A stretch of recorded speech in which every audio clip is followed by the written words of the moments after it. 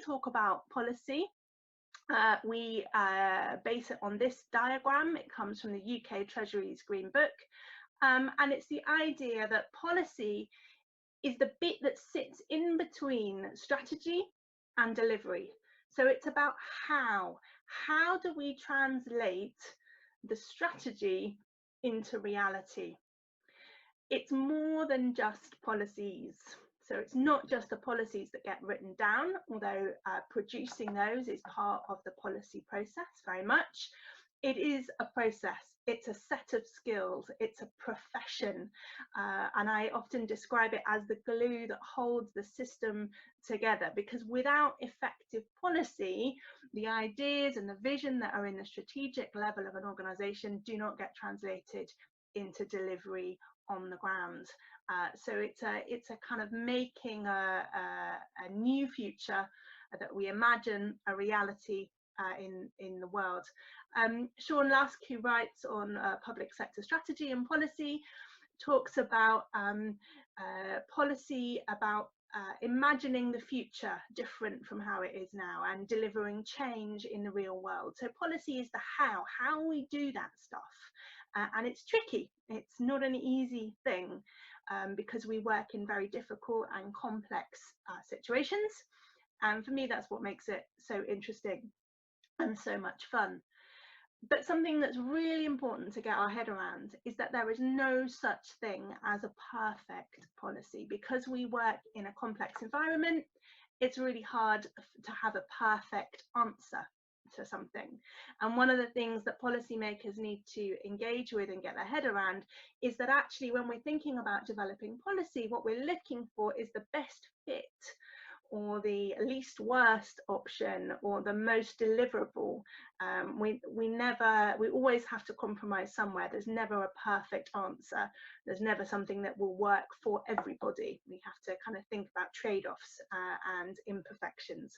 So that's something about what policy is. So when I talk about policy in the rest of this morning, that's what I will be talking about. That's what I mean. And so this morning's session, we thought we would introduce the idea of a policy cycle. Some of you, particularly those of you who work in the UK, may be familiar with this. This is called the ROMEF cycle. This is the policy cycle that is in the Treasury's Green Book, and it underpins policy making across the public sector. And I know that similar systems operate across the world. So I have worked all over the world. I've worked extensively in the Caribbean. I've worked a little bit in UAE, Philippines, Indonesia, South Korea. I've done lots of work in Brussels as well. And there's a version of something that looks like this that underpins policy making pretty much everywhere you go. And if you want to find out more, that Green Book, the reference is there on the website, is the UK Treasury's Guide to Policy Appraisal. And if you haven't read it, I highly recommend that as a kind of follow-on activity from this webinar. But that's a little bit complex, and it's also very niche. This particular framework is very niche to the UK central government. So this morning, to make things a little bit simpler, we're going to look at a 4-stage policy process. It does much of the same stuff, it's just a bit more simplified. And it also helps understand a little bit more generally an application that hopefully will make sense for you in your context, even if you're not basing your work on our Treasury's model. So this 4-stage process, deliver, explore, create, decide, is what I'm going to walk you through in the next kind of 15-20 minutes or so. And then, like I said, I'd be really, really happy to answer questions. So I hope you can see the question and answer panel. Do please, you're not going to interrupt me. If you want to just type some questions in there, that would be great. The way the question and answer function is set up, you won't be able to see the questions that everybody else is asking until I share them, which I'll do at the beginning of the question and answer session, but I will see them coming in as you type them. So do please use that to engage as we go through the session. So what does a good policy process look like? So I'm going to walk you through the steps, but before we think about those 4 steps, how do we know what a good policy process looks like? And there's a couple of things I think it's important to think about. So firstly, think about the fact that the process is not linear. Okay, the policy doesn't start and finish, and sometimes when we think in project terms, maybe we get a bit confused. Um, the idea of the policy process is that we need to think about how do we learn from what's gone before, and how do we look to the future? How do we kind of build in reviews and evaluations and refreshes at the end of the process? So always think of it as a cycle rather than as a linear process. So even when I'm taking you through the 4 steps, remember, we never start anything from scratch in policy making. Somebody somewhere has already thought about the problem that you're dealing with, and a good starting point is to think about what they've already done. A good policy process should be flexible. We work in complicated and complex environments. Just like there's no one right policy, there's also no one perfect policy process. So as I explain this framework, the idea is to give you a way of thinking about policy making that is helpful, that helps you navigate through this uncertainty, but you need to make it work for you. You need to adapt it for your local situation, and you can bring in all sorts of different tools and techniques to make it work for you. And in our training courses, if you were doing our effective policy making one day, or we were working with your organisation, that's what we would be doing. We would be looking at how can we tailor this process so that it works for you, and which particular tools and techniques would be most appropriate. But for now, I'm just going to set out the framework, and you can work and adapt it as you see fit, and ask us questions about how that might work best for you.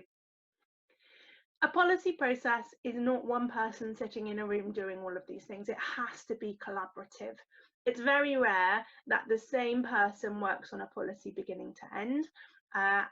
You might want to think about it like a relay race, perhaps, where you pass the baton to a different team in between the different phases.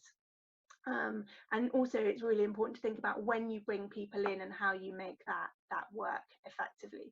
So these are my 3 kind of tests for what I think a good policy process looks like. And now we're going to just dive in to the steps, looking at them one by one in a little bit more detail. And like I said, please do just keep your questions coming in, and I will pick those up as we go or in the session at the end. So our first step, the explore phase, step 1.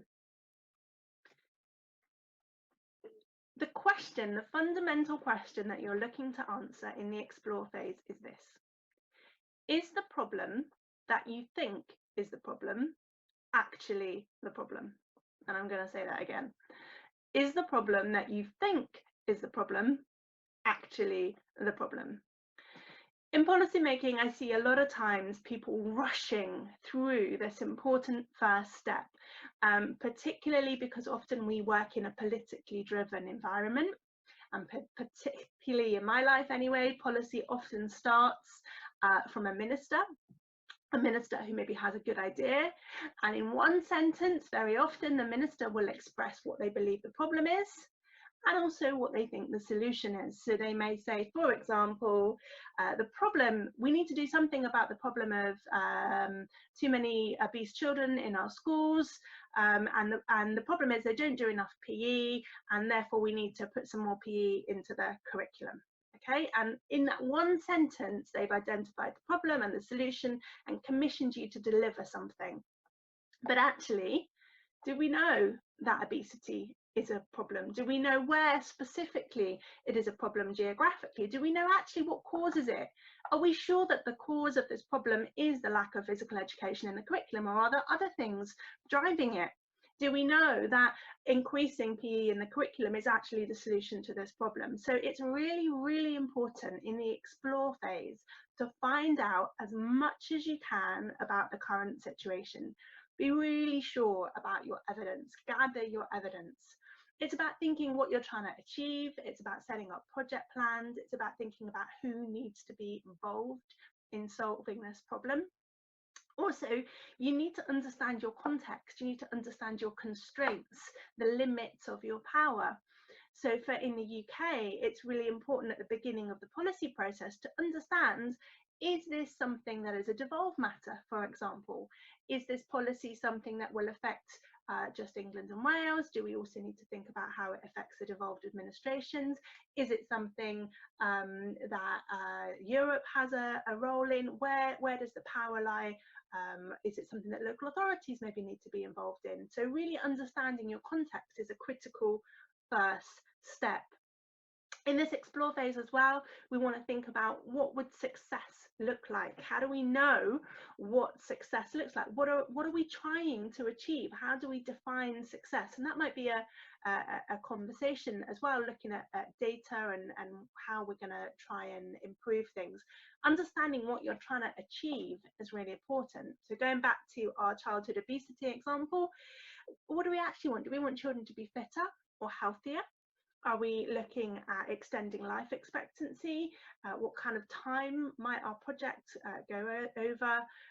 Setting up your success criteria early on is really, really important.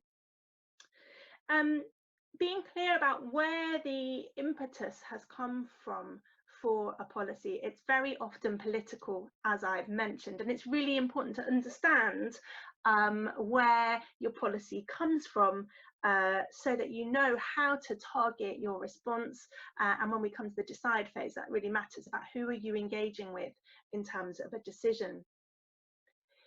We also talk about the explore phase as giving you the opportunity to engage with the often the minister, in my example, how you might need permission to linger in this explore phase. Okay, so you might need to say to your minister, okay, I understand you think this is the problem and this is the solution. Would it be okay if I went and did a little bit more work, if I developed some options, if we found out what was best and how to work with it? So the explore phase, really, really important. It's all about understanding your context and your constraints and gathering your information and getting ready so that you can make a success of your policy making process. So thank you. I'm going to pause before we just go on to the next phase. People are asking questions already. That's really, really good. And I will come to those, I promise you, at the end. Somebody's asked me specifically about how does this fit with the agile project methodology, and I promise you, if you hang on, I think in about 4 slides time I've got this, it's coming, so it does kind of fit, and I will talk to you about that in a little while. We'll pick up some of the other questions in the Q&A at the end. So explore is your first step. Your second step, sorry, there we go, getting my questions in a slight tangle. The second step, once you've understood the problem, you need to think about creating options for a solution. Now, the big idea in this phase is there is no one right option. Okay, policy is complex. The situations that we work in are complex. There is never just one perfect solution. Gus O'Donnell, who used to be the head of the UK Civil Service, said to me when I was very early on in my UK Civil Service career, if you think you've got the perfect solution and if you think the solution is easy, you're doing it wrong, because either you don't fully understand what you're working with, or frankly, if it's that easy, somebody else should have already done it. That often the job of the policymakers in the public sector is to deal with the really tricky stuff. So we can expect our brains to be aching at this point. We can expect to really struggle to come up with the right idea, or we can expect to be absolutely overwhelmed and inundated with suggestions from all our stakeholders about the different way that we could work, and be a little bit confused, frankly, about which the right way forward is. So in our create phase, it's all about thinking, how do I understand the range of options that are available to me? Okay, so we talk about soft options, things like nudge and communication. We talk about medium kind of options like financial incentives, and if you're a government, you might be able to go all the way up to legislative options as well and kind of require people to do things. And there's all sorts of reasons why you might use those different tools, but understanding the range of tools available to you is really, really important. And again, on our one-day course, we would explore that in a little bit more detail. We would look about the kind of interventions that a government or a charity or a university could make and the ways they can involve with the policy process. But for now, in this create phase, be really clear that you need to come up with lots and lots of different options. So find ways to be creative in your option development. It might be that you want to bring in stakeholders. Bringing in diverse perspectives in this process is a really great way of finding out different ways that you can do things. So stakeholder engagement, for example, thinking about how you bring in evidence from experts about what works, thinking about how you learn from other places and other people that have tried similar things and how you might adapt. So this is a kind of learning and creating phase. It's really, really important. Our third phase in the policy process, once you've got a whole load of options, lots and lots of different ones, and maybe you've started to whittle them down and you've started to think about which is most appropriate, you need to come to a decision. So a decision is what moves you from a bunch of ideas to something that can become reality, and it's really, really important. There's something here about timing. So knowing when to move to the decision phase is really important, particularly if you become a little bit overwhelmed, perhaps in the option creation phase. You think, my goodness, there's so many things here. How do I even begin to decide? Perhaps you also, from your explore phase, have started to appreciate just how complicated and difficult the process is and the problem is, and you maybe feel a little bit overwhelmed. Like I say, I work in academia, I work with a lot of academics, and I know that there's a real risk when you get experts and academics involved in a situation that all they want to do is do more research. They feel that you can't rush to a decision. But there comes a point when a decision has to be made in order to move the policy from a bunch of experts having lovely ideas in a room to a decision. And often in public policy, there is an imperative to act. There's a political demand to get on and do something and deliver. So we need to think about who decides, understand the process. So again, in my context, often a minister, often there's a clearance process that has to be gone through that you have to understand. And if the option that we're going for is legislative, then also you need to understand how does the legislative process work and how do you engage with that. So again, understanding your situation, thinking about who needs to make those decisions, how you communicate with them, what the best way of doing that is. In the civil service, this is briefing, this is briefing, this is decision making, this is writing submissions. These are all skills that become part of the toolkit of good policymakers, because you need to move from an idea to a decision. And like I said, policy is never straightforward. There's never one perfect answer. So the decision-making phase is also where we start to engage with things like trade-offs, cost, risk, consequences, being clear that the person who's making the decision, or the group or the body or the parliament that's making the decision, understands the complexity and the difficulty and the risks involved in the policy decisions that they are making. Another thing that's really important about the decision-making phase is it enables you to recruit a champion. Now, the Audit Commission in the UK did a really interesting piece of work looking at why policies fail. And one of the main reasons they identified that policies fail in the kind of big political arenas is for lack of a champion. With so many people involved in policy making, it's so important that there's one person or one very clear voice or clear champion who you can kind of lead the charge, if you like, when things get difficult for your policy, to make sure that it really happens and that it really follows through. So thinking in this decision-making phase about who is your champion, how do you get them on board, how maybe after the decision has been made, do we use them to publicly communicate the fact that a decision's been taken, all really important stuff. Okay, so once you've got to your decision, a decision has been made, we know what we are dealing with, we need to get on and deliver something. So this is so important, particularly those of you maybe who've worked in the civil service or public sector organisations. It can feel like the decision is the achievement, and we need to understand that delivery is where you see change happen in the real world. It's not a press release, it's not an announcement, it's not even a piece of legislation making it through Parliament. Delivery is where the thing that you were trying to achieve for some real people in the real world actually happens.